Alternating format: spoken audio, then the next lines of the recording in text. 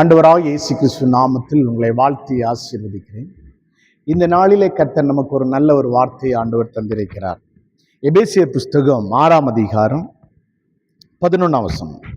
நீங்கள் பிசாசின் தந்திரங்களோடு எதிர்த்து நிற்க திராணி உள்ளவர்களாகும்படி தேவனுடைய சர்வாத வர்க்கத்தை தரித்துக் கொள்ளுங்கள் என்று சொல்லி பார்க்கிறோம்.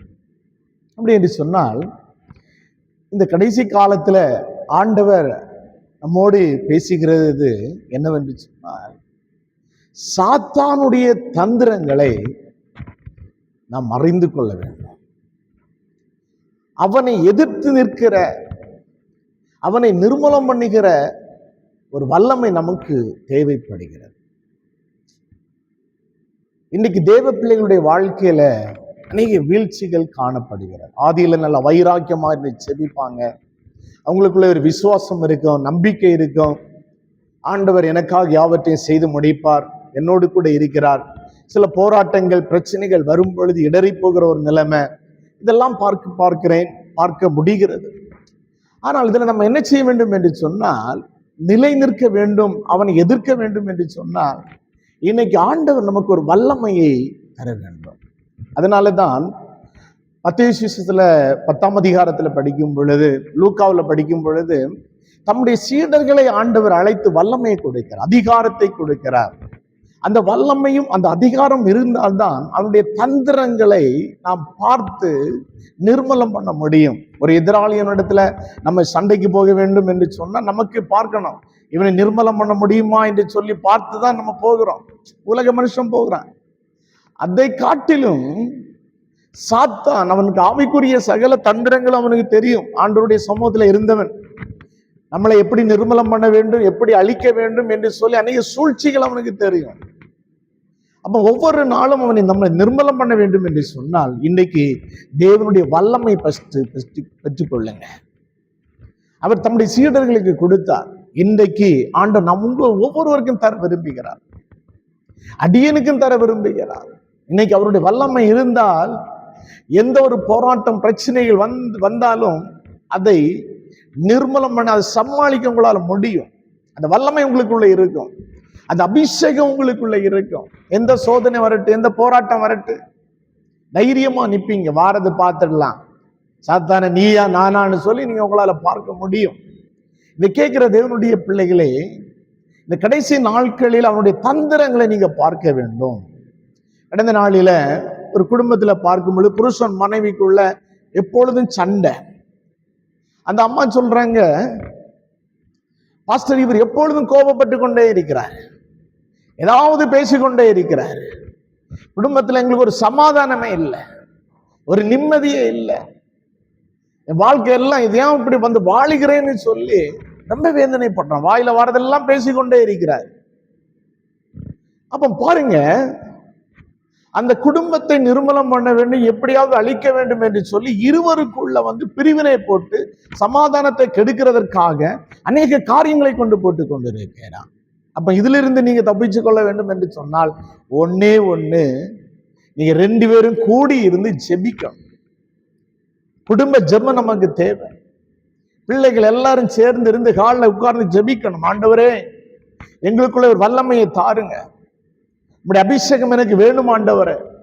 எங்க குடும்பத்தில் ஐக்கியம் இல்லை, எங்க குடும்பத்தில் எப்பொழுதும் பிரிவினை காணப்படுகிறது சொல்லி நீங்க ஜெபித்தால், ஆண்டவர் உங்களுக்குள்ள ஒரு ஐக்கியத்தையும் தெய்வீக வல்லமையும் தரும் பொழுது, நீங்க ஸ்தோத்திரம் பண்ணும் பொழுது, ஆவியில நிறைந்து ஜெபிக்கும் பொழுது, சாத்தானுடைய கிரிகைகள் எல்லாமே நிர்மூலமாகி வெளியேறிப்போம் என்று சொன்னால், அவன் உங்களை தந்திரத்தினாலதான் அடிக்க பார்ப்பான். தந்திரத்தினால எப்படியாவது இவன் அழிக்கணும்.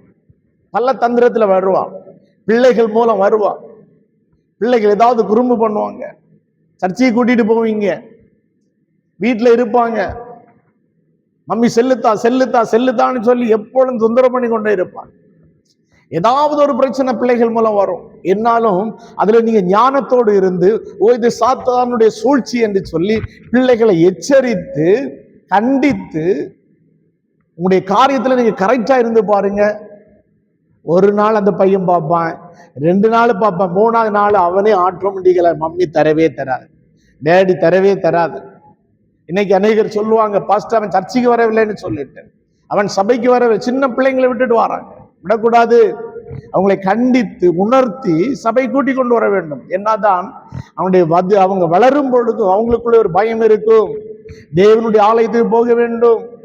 அப்ப இன்னைக்கு பிள்ளைகள் மூலம் அவன் தந்திரத்தினால் உள்ள வருகிறான். எப்படியாவது உங்களை அழிக்க வேண்டும் என்று சொல்லி நீங்க அந்த ஞானத்தை கேட்கணும், அந்த அறிவை கேட்கணும்.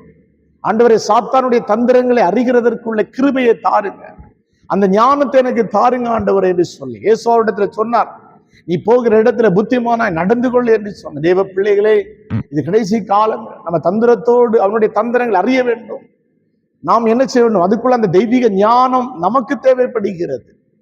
இரண்டாவது பார்க்கும் பொழுது இன்னைக்கு சாத்தானுடைய தந்திரங்களை நம்ம அறிய வேண்டும் என்று சொன்னா, சில போராட்டங்கள் பிரச்சனைகள் வரும்பொழுது அந்த அதிகாரத்தில் பண்ணால தாழ்மை நமக்கு தேவைப்படுகிறது.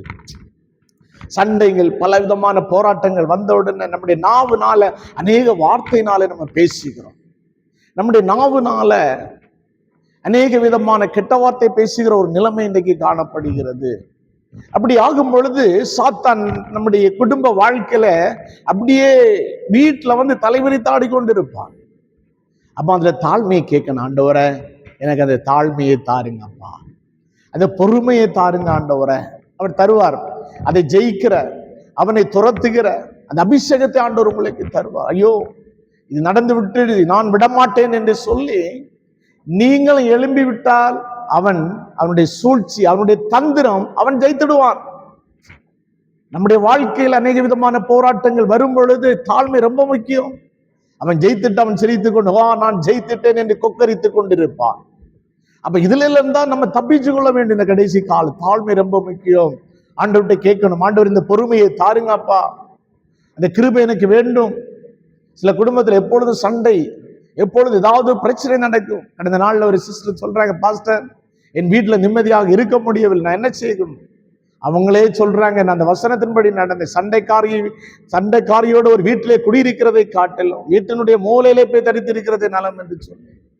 அப்ப பாருங்க, ஆண்டவர் நமக்கு அநேக வார்த்தையை தந்திருக்கிறார். இதிலெல்லாம் நம்ம ஜெயிக்க வேண்டும்.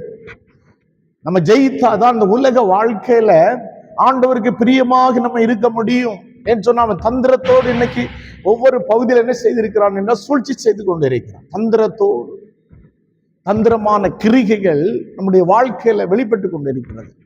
அதனால தேவனுடைய பிள்ளைகளே, ரொம்ப ஜாக்கிரதையோடு இருப்போம். ஆண்டவர்கிட்ட கேட்கணும், ஆண்டவரே, அந்த கிருபையை தாருங்க, அந்த அபிஷேகத்தை தாருங்க, அந்த வல்லமை எனக்கு தாருங்கப்பா.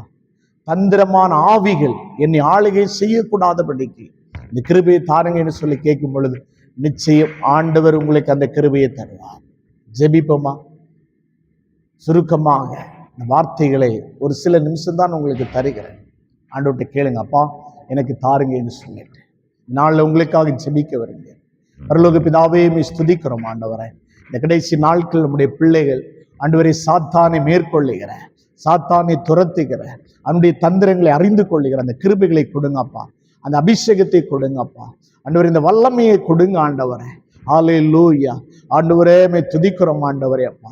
ஹல்லேலூயா. கர்த்தருடைய ஆவியானவர் இந்த செய்தியை கேட்ட ஒவ்வொரு பிள்ளைகள் மேலும் நீங்க எழுந்திரலைங்கப்பா. ஒரு தெய்வீக அபிஷேகம் வெளிப்படட்டும், தெய்வீக வல்லமை வெளிப்பட்டு ஒவ்வொரு குடும்பத்திலையும் சமாதானம் உண்டாகட்டும். பிளஸ் பண்ணுங்க. இயேசு கிறிஸ்து ஜீவனுள்ள நல்ல தகப்பனே, ஆமென். கர்த்தர் உங்களை ஆசீர்வதித்தார். உங்களுக்கு சாத்தானுடைய தந்திரங்களை ஜெயிக்கிற அந்த கிருபையை ஆண்டவர் தந்தாச்சு. ஆமென். God bless you.